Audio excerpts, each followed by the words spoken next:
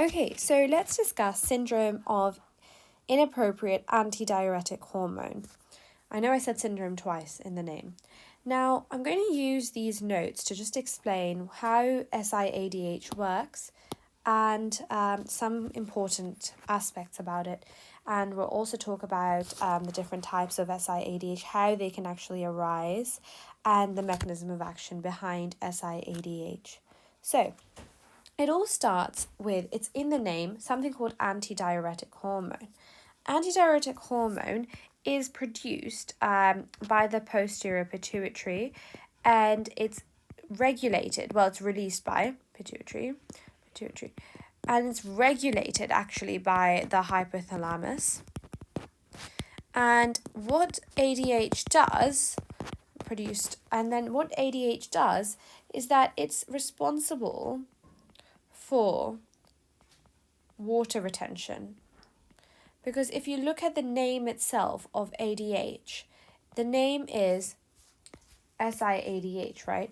Antidiuretic hormone. ADH is antidiuretic hormone. When something is an antidiuretic, what that implies about it is that it's slowing or stopping the excretion of urine, okay? So it's stopping the excretion of urine. Diuresis is urination, so the passing of urine. And antidiuretics are going to slow or stop diuresis. With a syndrome, you're going to have a number of different symptoms, okay? And with the fact that it's syndrome of inappropriate antidiuretic hormone, what it means is that while antidiuretic hormone is responsible for slowing or stopping the passing of urine, that means increased water retention. When it's inappropriately activated, what happens is that the mechanism of ADH is disrupted, and that leads to all these different symptoms. Now, first, let's understand the normal functioning of ADH before we can move on to how the ADH abnormally functions. The normal functioning of ADH is actually if you look at this, is nephron, here's the proximal convoluted tubule, here's the proximal convoluted tubule, here's the ascending loop of Henle, descending loop of Henle, distal convoluted tubule, and collecting duct.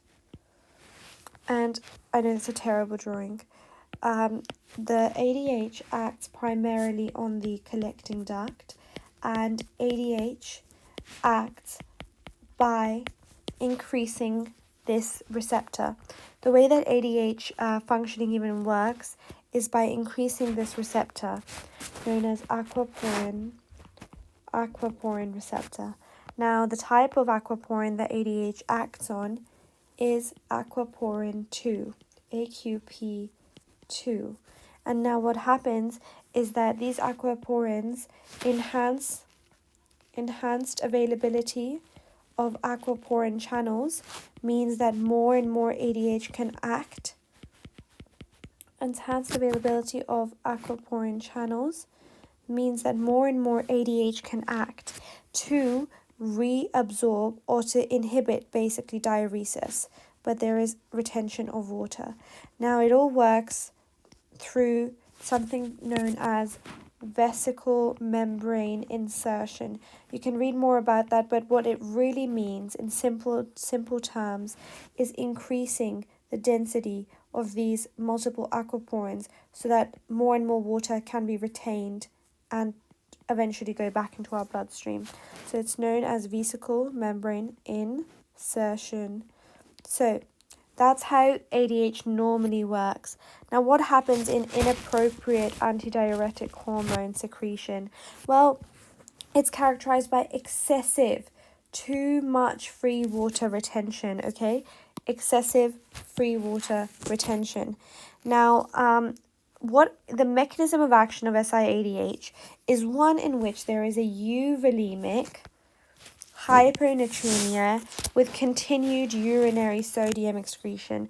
Now, it sounds like a mouthful, and it really is, but this thing is very important to its mechanism of function, and I'll explain it right here. Okay, I'll explain it here in the pink writing. Before that, I want you to be familiar with the fact that both, if you look here, both ADH and aldosterone are responsible, can actually retain water. Both of these can. ADH is directly retaining the water. However, aldosterone is something that is going to retain water indirectly. How so? Aldosterone acts by sodium retention. Aldosterone's main function is sodium retention. Okay, so let me just explain it here. Aldosterone does this, and I want you to ingrain this diagram into your head. Aldosterone acts on these ENaC channels, and what it does is it absorbs sodium, so it reabsorbs sodium in exchange for hydrogen and potassium. And remember, wherever sodium goes, water follows. So water will also be reabsorbed by that mechanism. But that's why too much or hyperaldosteronism can then absorb too much sodium, known as hypernatremia, and hyperaldosteronism, too much sodium reabsorption, can lead to hypokalemia, getting too much potassium away, or alkalosis, by giving up too much H+. So now we understand that both aldosterone here and ADH here are going to act by retaining water. There's two more hormones that you need to know: atrial natriuretic peptide and BNP, ANP and BNP, which are then responsible for secreting water. How does that work? When there's more and more fluid retention, our heart starts to expand a bit, or there's fluid buildup around the heart, and then it releases ANP, which is our atrial natriuretic peptide. How does this all fit together? Okay, look here. When there's elevated, by the way, when there's a lot of ADH, you have more aquaporin 2 channels. That's reabsorption of water. Water's retained. And if water's retained, what's going to happen to our urine? Urine is going to become concentrated.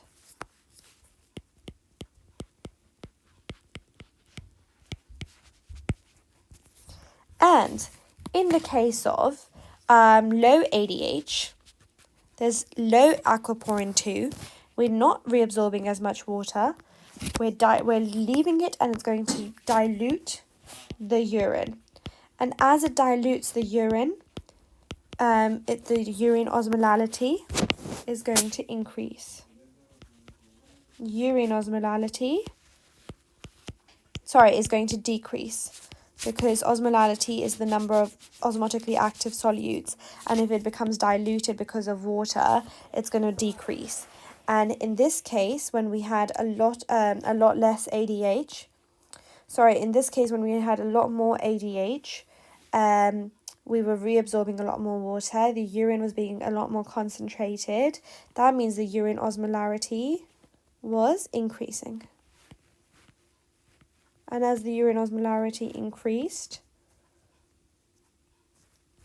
that meant that the serum osmolality would kind of decrease, and in this case, the opposite.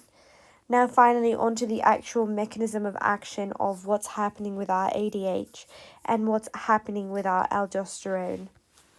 So what happens is that our ADH is elevated too much all the time in a syndrome of inappropriate antidiuretic hormone. That means that the sodium in our bodies compartments becomes diluted because there's just so much water that even the sodium is becoming diluted. That means that we're absorbing a lot more water, and when we're absorbing so much water, it's going to start to take up more and